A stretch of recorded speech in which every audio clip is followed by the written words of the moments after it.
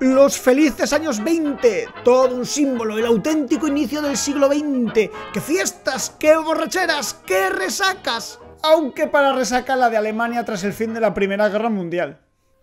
Alemania había perdido la guerra y el Tratado de Versalles le imponía una derrota total junto a unas cláusulas abusivas que convirtieron al país germano en un estado arruinado y políticamente inestable. En Alemania, la guerra había fomentado el desarrollo de su industria cinematográfica debido al embargo a películas extranjeras.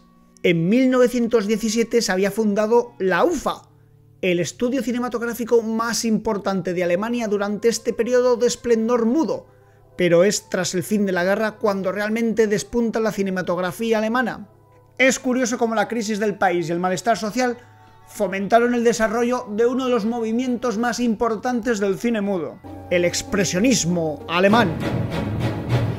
Este movimiento, basado en el expresionismo plástico, surge con el film El gabinete del Dr. Caligari de Robert Wiene, donde ya apreciamos las principales características de este movimiento: decorados distorsionados, iluminación que potencia las sombras y actuaciones muy expresivas. Con todo esto se daba la imagen de un mundo hundido en la locura y el miedo, siendo un buen reflejo del estado anímico de la Alemania de esos años. Por otro lado, en este país también surgió un tipo de cine mucho más sencillo denominado Kammerspielfilm. Se trata de un cine más realista e intimista que huía de grandes decorados y contaba historias sobre las clases medias bajas donde apenas se utilizaban intertítulos o directamente no tenían. Hay que ahorrar papel. A partir de este enfoque más naturalista, surge una corriente orientada hacia el realismo social cuya principal figura es el director Georg Wilhelm Pabst, con películas como Bajo la máscara del placer o La caja de Pandora.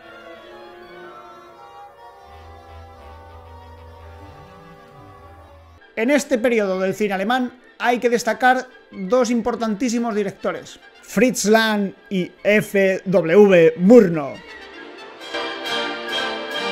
Este excombatiente de la Primera Guerra Mundial tuvo una importante carrera cinematográfica en el cine mudo alemán, donde tocó todos los géneros, con importantes películas como La expresionista La muerte cansada, el thriller El doctor Mabuse, la épica Los Nibelungos y finalmente Metrópolis, una impresionante obra de ciencia ficción que fue la película más grande hecha en ese periodo en Alemania y una de las obras cúlmenes de todo el cine mudo. Además, en todas las películas que hemos nombrado colaboró con la guionista Thea von Harbou, con la que se casaría. Murnau es el otro gran pilar del cine mudo alemán. Este maestro de la cámara y las emociones tiene dos obras cumbres de su etapa alemana: la expresionista Nosferatu, uno de los primeros grandes films de terror. Se trata de una libre adaptación del Drácula de Bram Stoker, donde Murnau realiza un genial uso de la luz y rompe la costumbre del rodaje en estudio para sacar también la cámara al exterior. El otro gran film es El último, un drama perteneciente a la corriente del Kammerspielfilm, sin intertítulos y con geniales movimientos de cámara, gracias también al importante papel del camarógrafo Karl Freund. En la Unión Soviética, el cine fue toda una institución, especialmente por el poder propagandístico que tenía. Para que nos hagamos una idea, en 1919 se fundó en Moscú la primera escuela de cine de la historia, la VGIK. Durante la consolidación del nuevo Estado, el país se hallaba en una guerra civil, con hambruna, cierta inestabilidad institucional y la gran esperanza de crear un nuevo orden social. Con tanto lío, los políticos no estaban para vigilar estrechamente al cine, lo que provocó cierto aire de libertad creativa durante los años 20, y dando lugar a una serie de teóricos y directores cuyas películas dejaron una importantísima huella e influencia, especialmente a nivel técnico, destacando el montaje soviético. Empezamos con Lev Kuleshov, quien fue profesor de la VGIK. Allí creó su laboratorio experimental, donde con unos pocos alumnos realizó diferentes películas para mostrar el poder del montaje. Es aquí donde surge el efecto Kuleshov, un experimento en el que Kuleshov alternaba diferentes imágenes al primer plano impasible de un actor. De este modo, según la imagen, el espectador creaba emociones en el plano del actor como respuesta a cada imagen. A continuación, tenemos el gusto de presentar a la importantísima figura del director Sergei Eisenstein.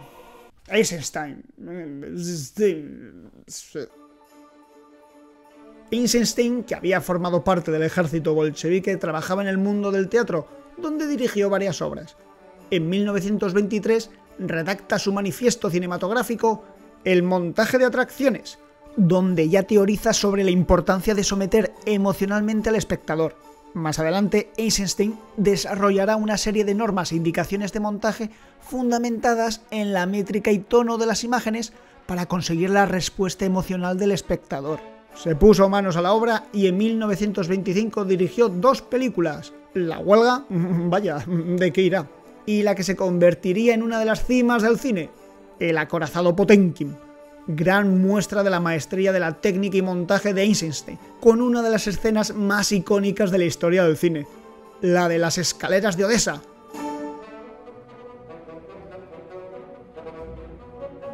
Tras este gran éxito, dirigió Octubre, sobre la Revolución del 17, a la que siguió La línea general, Lo viejo y lo nuevo, sobre la colectivización y modernización del campo y la agricultura. A ver, como os podéis imaginar, durante este periodo se van a filmar muchas películas que extienden los ideales soviéticos y comunistas del nuevo orden. Otro importante director y teórico del montaje de este periodo es Vsevolod-Pudovkin, del que destaca en este periodo su trilogía sobre la toma de conciencia política del individuo, formada por La madre,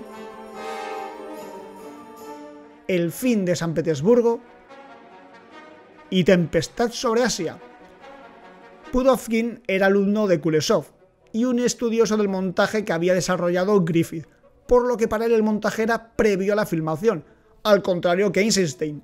Es decir, Pudovkin abogaba por tener todo el montaje planificado antes del rodaje y rodar en base a él, mientras que Eisenstein creía que el montaje era la fase culminante del proceso cinematográfico, es decir, que el montaje surgía a posteriori. Si todo esto os puede parecer un poco loco, esperad porque vamos a añadir un poco más de locura soviética con la presentación del último invitado, Dziga Vertov. Este operador y documentalista abogaba por su teoría del cine-ojo, la búsqueda por captar la realidad pura que solo era capaz de obtener a través de la objetividad de la cámara y por lo tanto rehuía de actores, guiones, decorados y todo aquello que pudiese falsear la realidad. El trabajo de Vertov llegaría a su cumbre con el documental El hombre de la cámara, un mosaico del día a día en una ciudad donde Vertov muestra su técnica y otro gran ejemplo de montaje soviético. En esta década hay que hacer una parada en Suecia, donde los directores son conscientes de la importancia psicológica del paisaje. Aquí nos encontramos al director Victor Johnström con su sobrenatural e intimista La carreta fantasma, o a Moritz Stiller con La leyenda de Gösta Berlin, donde nos descubrió a la mismísima Greta Garbo.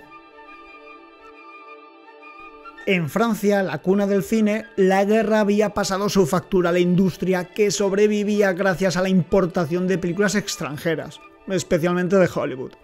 Desde las cenizas de la industria francesa, surgió un grupo de jóvenes que quería reivindicar el cine francés y alejarlo del cine de evasión. Surge de este modo la escuela impresionista, que se centraba más en expresar las emociones y psicología de sus personajes, apoyándose sobre todo en el decorado, iluminación, plano y montaje. Grandes representantes de esta corriente son Louis Deluc, Jean Epstein y Abel Gance. Deluc dirigió La fin de nulle part, donde muestra a través de los pequeños detalles el estado de ánimo de sus personajes. Jean Epstein rodó obras como La caída de la casa Usher o Finisterre. En esta llevó al extremo la búsqueda de un realismo social al realizar su película con actores naturales. Finalmente en este grupo destacamos al grandilocuente Abel Gance, quien pretendía transmitir con fuerza la psicología de sus personajes.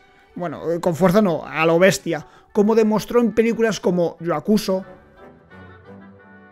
La rueda y la épica Napoleón. Pero durante los años 20, París estaba llena de artistas y literatos que produjo el surgimiento de muchas vanguardias artísticas que, evidentemente, tuvieron su influencia en el cine.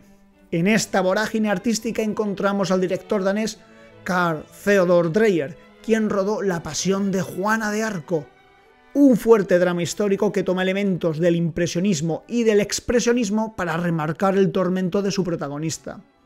Pero si hablamos de vanguardias, sin duda en este periodo la más conocida es el surrealismo. Proclamado por André Breton en su manifiesto de 1924, aunque hay obras vanguardistas como Entreacto de René Clair que preludian esta corriente, no es hasta 1928 que aparece un film de tintes surrealistas, y este es La Coquille et le Clergyman de la directora Germaine Dulac, pero el film quedaría ensombrecido por la surrealista Un perro andaluz, el primer film del gran director Luis Buñuel. Buñuel nació en Calanda, Teruel. Estudió en la Residencia de Estudiantes de Madrid, una importante institución educativa liberal donde forjó amistad con otros estudiantes como Federico García Lorca o Salvador Dalí. Con este último dirigió en París su primer film, Un perro andaluz, obra maestra del surrealismo con la que Buñuel nos abrió los ojos a un nuevo mundo. Como vemos, durante esta década en Europa, el cine ha madurado considerablemente, tanto a nivel narrativo como técnico. La imagen ya es capaz de expresar ideas complejas gracias a los decorados, iluminación y el uso de un montaje más efectivo. Sin embargo, cuando parecía que el arte de la imagen muda había sido domada por los cineastas, desde Estados Unidos llegó una película que pondría todo patas arriba. Porque si el cine había aprendido a caminar, ahora le tocaba aprender a hablar.